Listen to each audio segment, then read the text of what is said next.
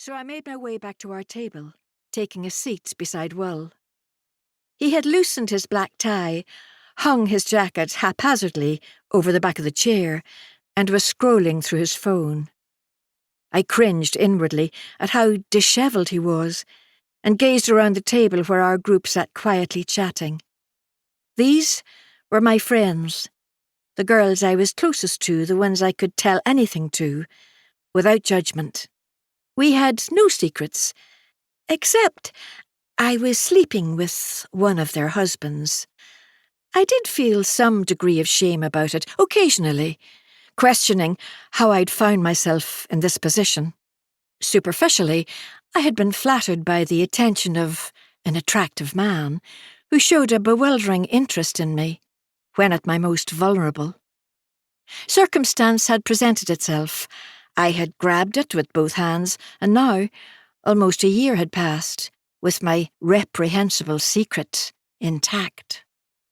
Most surprisingly, I had a happy marriage to a man who adored me and 2 adult daughters who were my pride and joy. Irrefutably, I loved Will, for he was a beacon of goodness, generosity, and kindness. Privately, I conceded he could sometimes be overly serious and straight-laced. Nevertheless, he earned good money and lavished it on me, Eva, and Poppy. So, why would I do what I was doing? For myriad reasons, convoluted and complex. I glanced towards my part-time lover, Mr. Ford, sitting beside his wife, arms slung casually over her shoulders, and my heart missed a beat as I caught his eye. Try as I might to remain uninvolved, from time to time my resolve faltered. It was bound to when, after a lifetime of craving something, it was then offered on a plate. Cocking one eyebrow, he directed an intimate smile at me. Unwittingly, my husband tapped on his phone beside me as the rest of us turned to face Laura, who had reached our table. "How are you?" asked Matt, Annie's husband.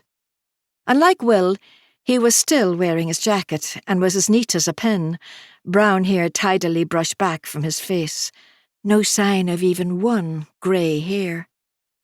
"I'm all right," she replied, taking a vacant seat beside me. "Poor Robbie has found it hard, having to talk to everyone and putting a brave face on it all." She was all eyes and freckles and worry lines. "What about you?" asked Vicky, a concerned expression on her face. She had pulled her long brunette hair back into a neat bun today, accentuating her razor-sharp cheekbones. She should be gracing the cover of a magazine, not burying a friend. Her husband, Tom, gave Laura a sad smile. "Oh, I'm fine, thanks. It'll be strange to be in the house on my own now. I've told Robbie it's imperative he goes back to his life in the city. He shouldn't think he needs to move back to the village to keep me company." Irritation niggled at Laura's constant references to her son. However, I gave her some leeway. After all, her husband had just been lowered into the earth. "We're right beside you, so please let us know if you need anything at all," commented Kate. Her husband David squeezed Laura's hand in a show of solidarity. "We hope to have book club soon," I interjected. "At Laura's request," I briskly clarified, as Will gaped at me in shock. Did he think I was crass enough to mention it otherwise? "As long as you're sure, Laura." Annie smiled pensively at her. I knew they meant well, but in reality, none of us had been especially fond of James. Everyone had long faces and forlorn eyes, as though he had been universally adored.